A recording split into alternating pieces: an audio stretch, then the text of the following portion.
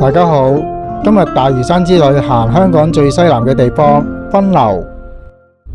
首先喺大澳出發，沿鳳凰徑第7段會途經水蘆槽、二澳新村、二澳舊村、象鼻岩、分流燈塔、石園環、分流炮台，最後經鳳凰徑第8段沿車路出石壁水塘完成行程，全程16至17公里，需時6至7小時。喺東涌站嘅 B 出口出，搭11號大嶼山巴士喺大澳總站落車，落咗車之後沿大澳海濱長廊方向行。要去洗手間嘅就好去啦，因為下一個靚靚嘅洗手間要去到完成行程，即係要去到石壁先至有。我哋今日行嘅路線要行成16至17公里，要帶足夠嘅水同食物。講返而家嘅路況先，穿過咗一條粉紅色嘅海濱長廊之後，轉向番鬼塘村嘅方向行，即係順住鳳凰徑第7段前行。沿途嘅指示牌都好清晰，初段嘅路暫時都係啲石屎路，樹蔭都幾多下，就算係上斜路都唔會上得好斜。今日嘅路線我唔敢話適合一家大細同老人家嚟行，始終條路線都比較長，但如果好似我哋咁約埋3、5知己，諗住慢慢行郊下遊，一邊行一邊傾下偈，都係一條唔錯嘅行山路線嚟㗎。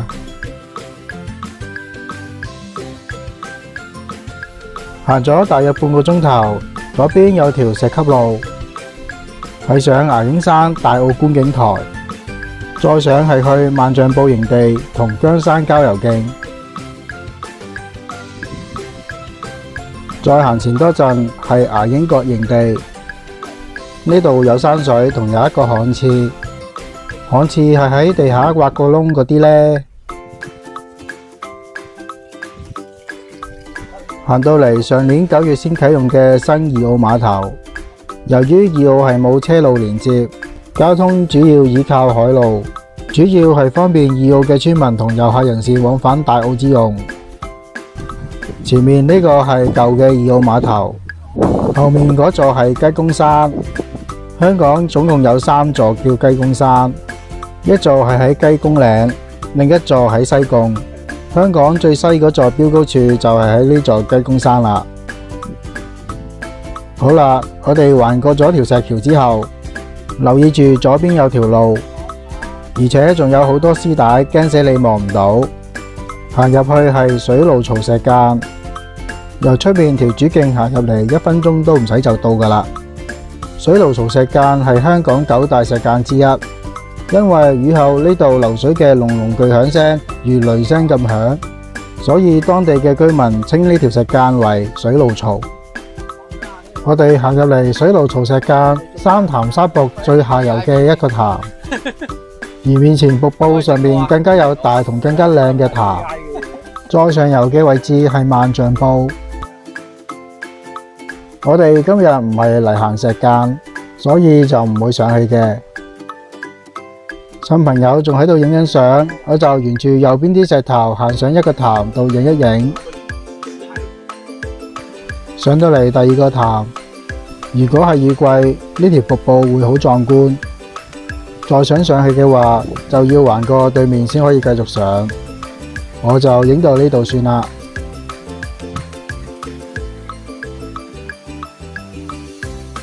行返出鳳凰徑，繼續沿面前座雞公山方向行。上呢座雞公山 Q 標都唔係咁易，上山嘅路霸到七彩咁，行慣密林嘅我都未有興趣上呢座山住。經過海神古廟，古廟歷史悠久，建於清代或更早嘅時期。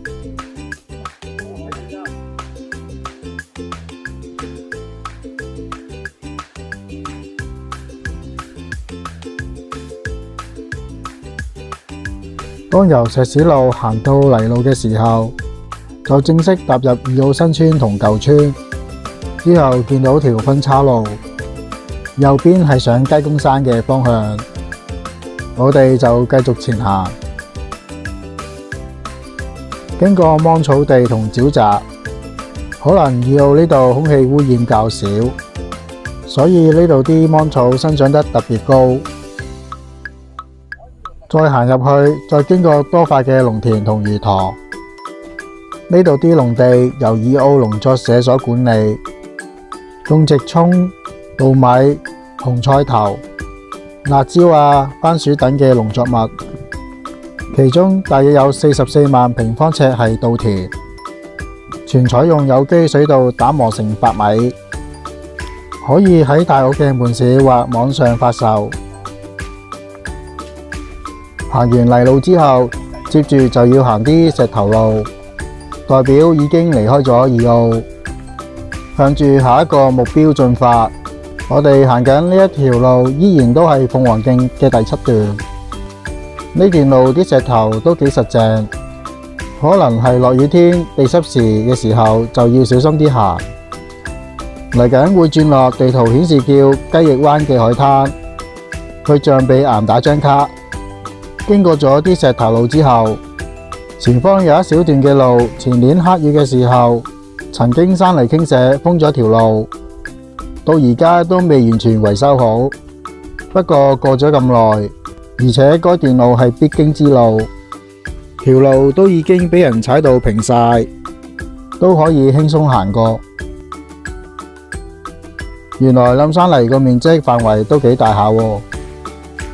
經過冧山泥嘅位置之後，行前冇幾遠，留意右邊，朋友都 miss 咗呢個入口，要叫返佢哋返轉頭。呢度行落去就係雞翼灣。呢段路大約行2至3分鐘，經過居民嘅花園，然後就落到去雞翼灣。出咗海灘就行右邊，行到尾。雞翼灣對出有個小島，被譽為香港西極，叫雞翼角。喺大潮退嘅時候，可以喺象鼻岩嘅對出，會露出連島沙洲行過去。喺島上最端嘅位置，可以裙邊行過去，有個大嶼山西南海岸公園嘅牌。島上密林中留有清代普濟禪院嘅石門戀見證歷史。喺島上邊一個位置就唔知啦，可能未揾到，都已經潮漲過唔返嚟。行到海灘嘅盡頭，呢個就係象鼻岩。象鼻岩係屬於海蝕地貌，受風化長期侵蝕而形成獨特嘅岩石造型，好似一隻象把長長嘅鼻伸上，喺某啲角度望都有啲似嘅。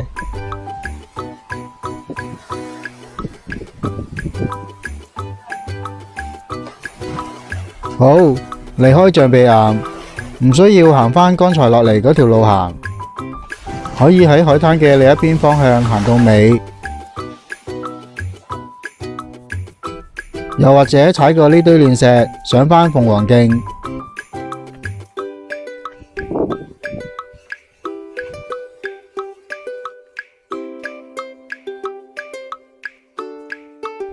之後經過煎魚灣營地嘅入口。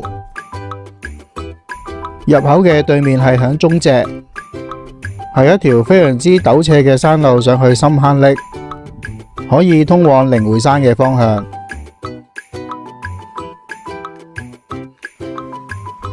行到分流西灣，分流西灣呢度啲沙都幾幼細。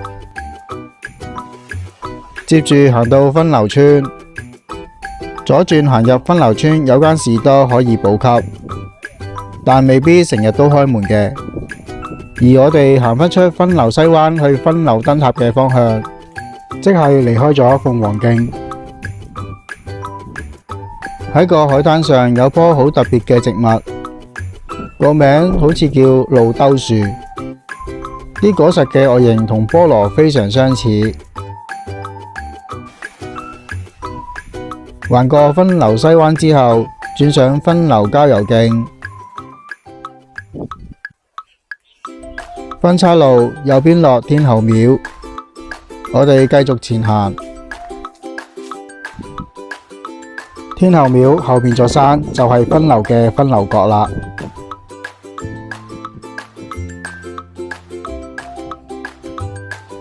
再見到分岔路，跟住石園環嘅指示牌行入去，再見到第二個石園環嘅指示牌，後面有條山路，係出去分流角，即係分流燈塔。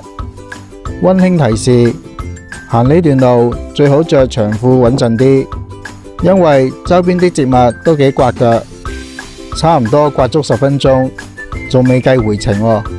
回程都係要原路出返去，行到中途右邊有條再密啲草嘅山路，上高好似有條標高柱，行上多少少就到㗎喇。條標高柱都幾舊下，冇翻新過，我諗應該就已經廢咗。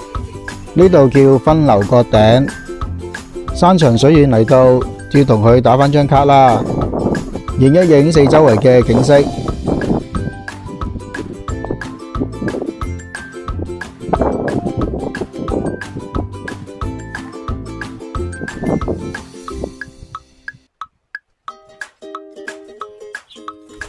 再沿住山路行前多些少，就到咗分流燈塔。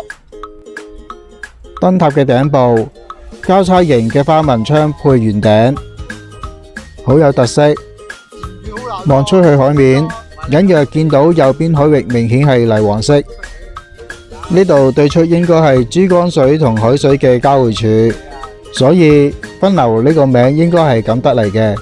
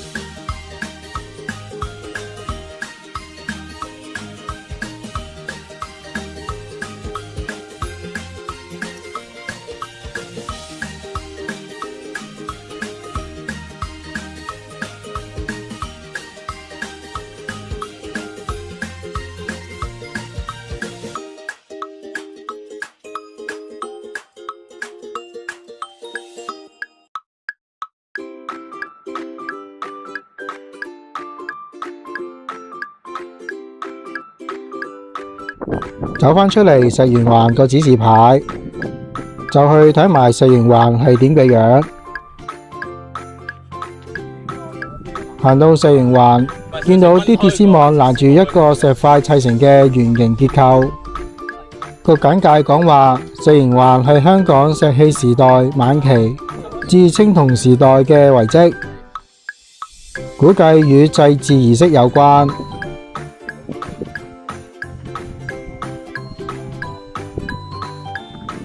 出返嚟主路分流郊遊徑，繼續前行。大約行多400米左右，又嚟到另一個景點分流炮台。分流炮台面積約966平方米，長64米，闊21米，以花崗石及青磚砌成城牆。此炮台初見明代防禦海盜，但亦有人認為係建於清代打擊走私鴉片嘅商人。不過分流炮台肯定嘅就係香港最早建成嘅炮台。中國租借新界俾英國之後，呢度就開始處於荒廢嘅狀態。被雜草覆蓋多年之後，政府喺1981年宣布分流炮台係法定古蹟。喺炮台嘅後邊有棵染紅色嘅樹，唔知係咩樹呢？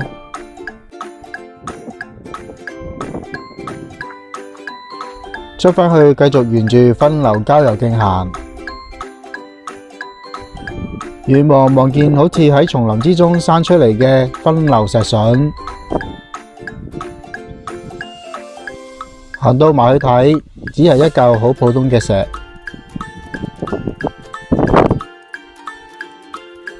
再沿石級路落到分流東灣，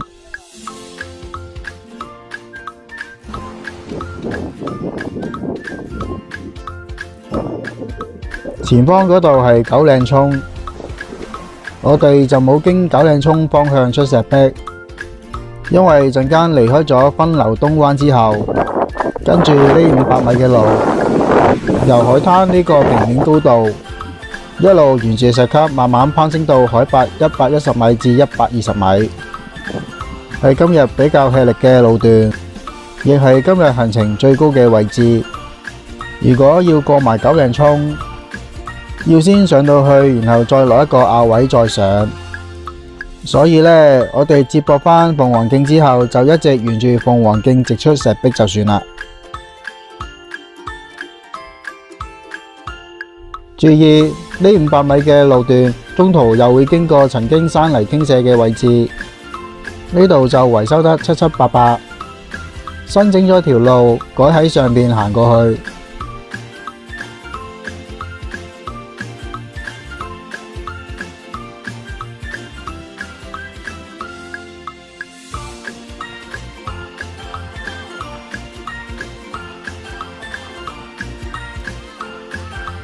經過咗啲鐵圍欄冇幾遠嘅分岔路，轉右就係落一個坳位再上嘅九嶺涌。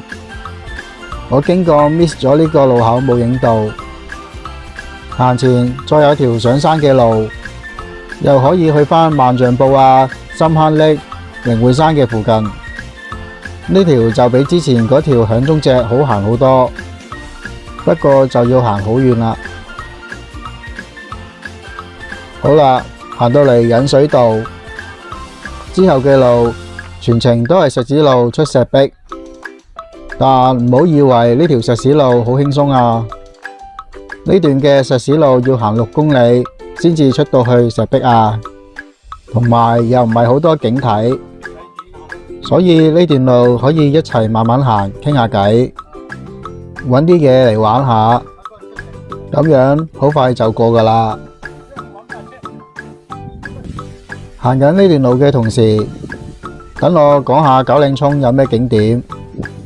喺九嶺涌，除咗又有個九嶺涌營地之外，沿住山路行會揾到嶼南界碑。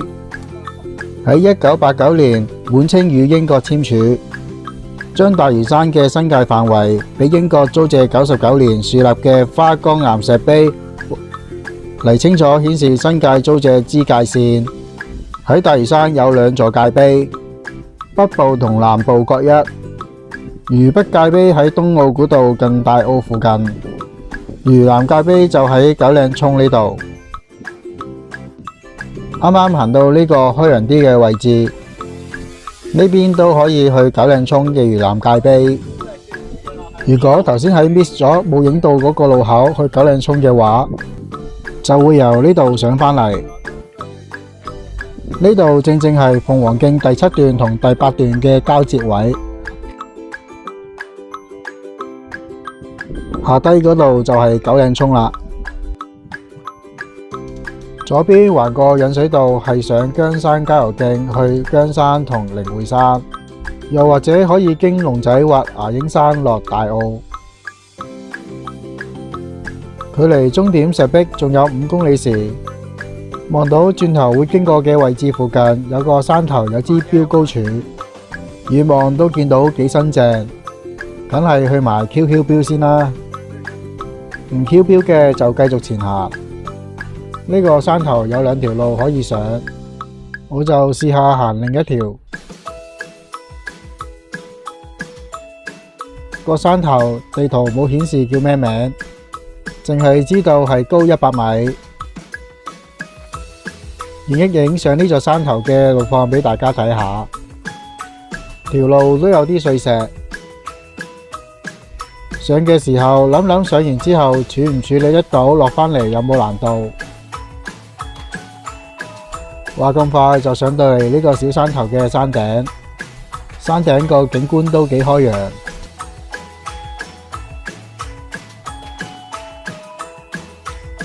再沿住山路落去係七色海岸，需要捆邊行。景點有三角斜洞、火神洞、八角洞同八角天書壁，係一條較難嘅路線。日後睇下有冇機會去下先。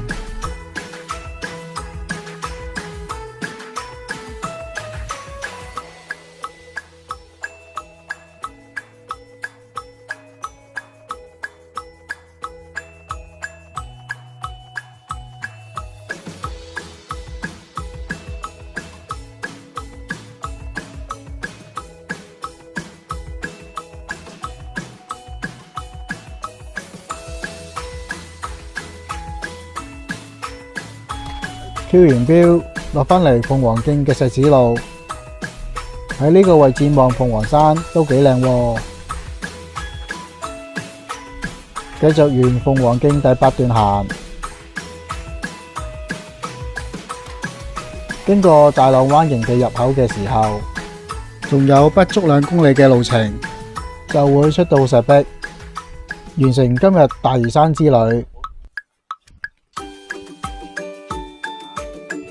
最後去埋洗手間之後，過對面馬路嘅巴士站，搭11號或者23號巴士返東涌市中心，或者1號巴士去梅窩碼頭。好啦，行程完畢，下次見。